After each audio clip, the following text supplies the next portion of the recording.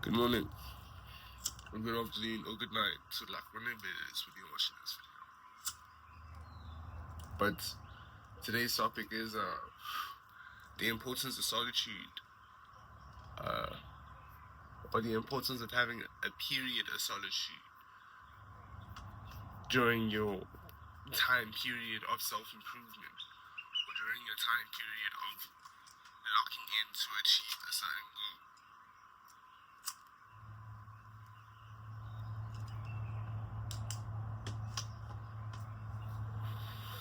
From what I personally experienced, it's just like it's just like problem solving, you know? When you're by yourself and you have to solve a problem over a certain period of time without the extended help, you're going to eventually, in a way, find a way to improve with more progress in a way where you find what works for yourself instead of just relying on other people's input for there to be a progress for your shit to work.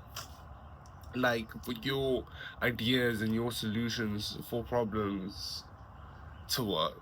You know, like when you're by yourself, that's when you really start to make that sort of progress in that way. And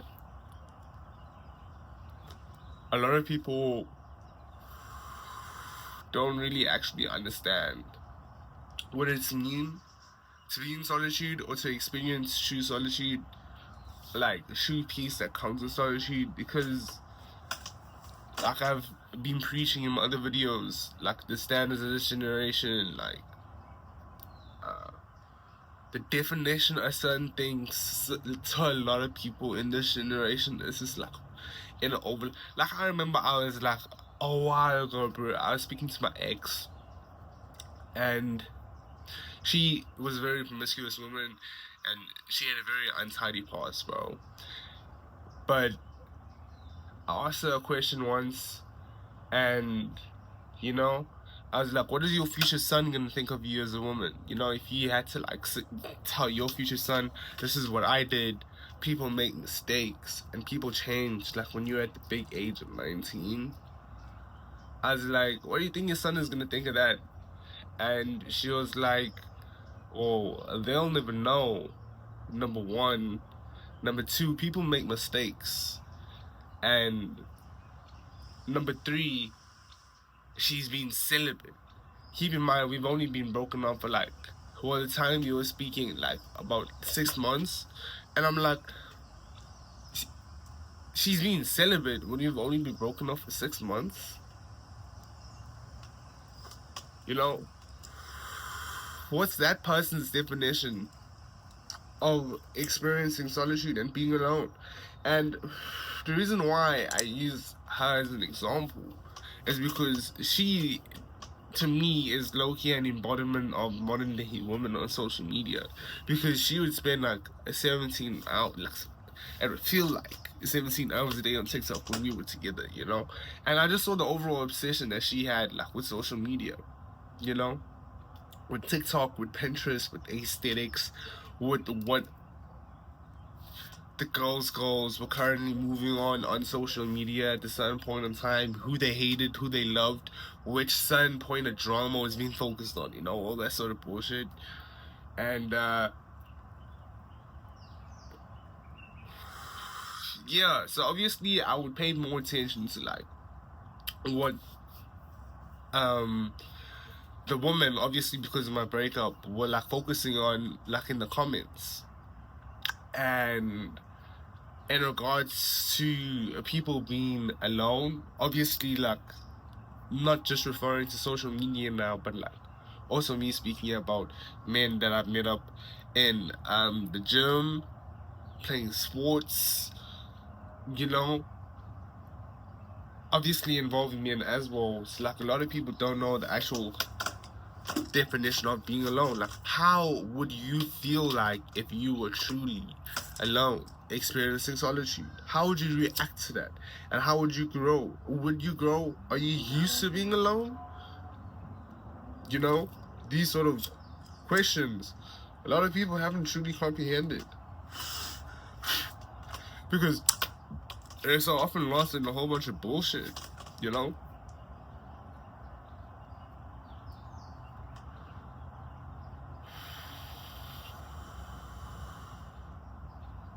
And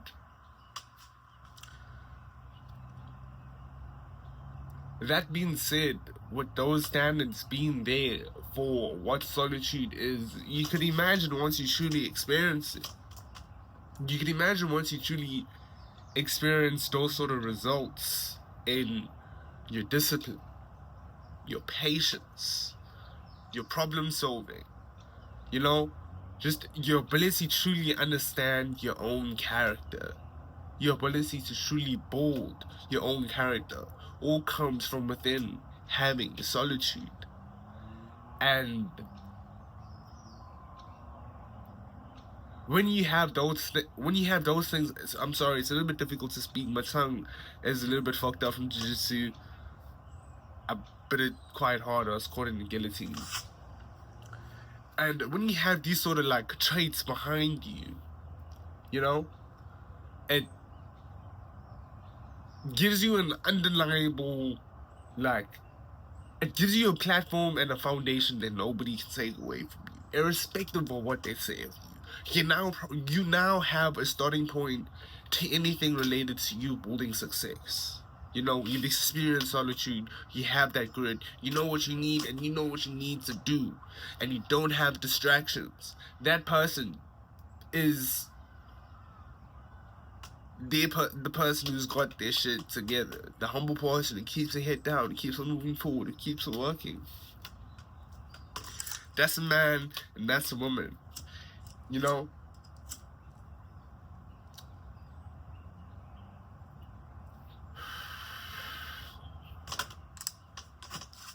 And with this standard that's out there,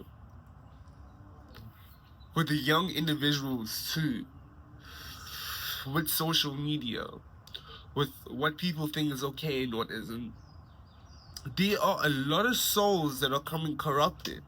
There are a lot of women who are becoming these bad influences for the younger generations to look onto. You know, when I was a little boy, I would look up to the older guys and I see what they were doing. I would see how they would spend their time, how they would think it would be cool to treat women, you know, and stuff and whatnot. It didn't 100% play a role into like how I would view the things around me, but it had a contribution to how I was, you know. It contributed some. It did. And these hoes are not aware of that.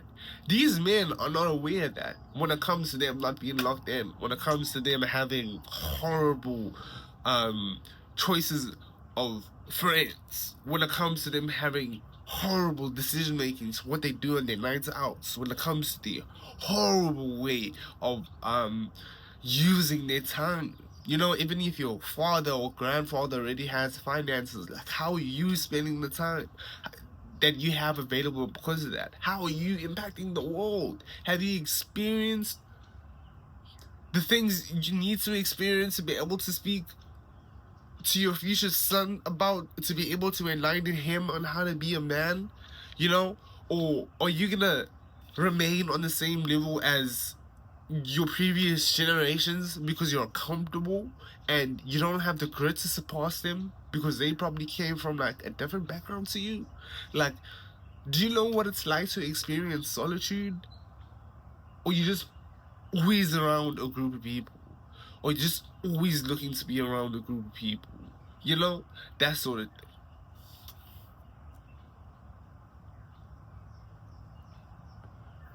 But on the bright side, if you look at it fairly, at least less competition out there for the people who are aware of it. And if you are aware of it, you've already taken the first step to making progress. You know, being aware that you need to experience solitude, being aware that your standards need to be higher.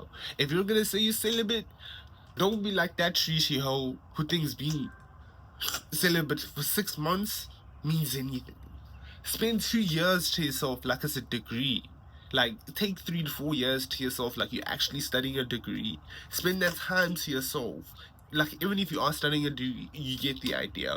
But take that time to yourself and make that investment into you. Like, you're actually educating yourself in that time period alone. And I swear to God, you'll come out a superhuman, helping yourself, able to help others with ideas and visions, with progress behind you, with things that you put time into, ready to take on new tasks. You know? Don't be the person who's comfortable. Don't be the person who looks down on other people. Don't be the person who is okay with just being on the same level as the previous generations. Take over. Make that change. Be different.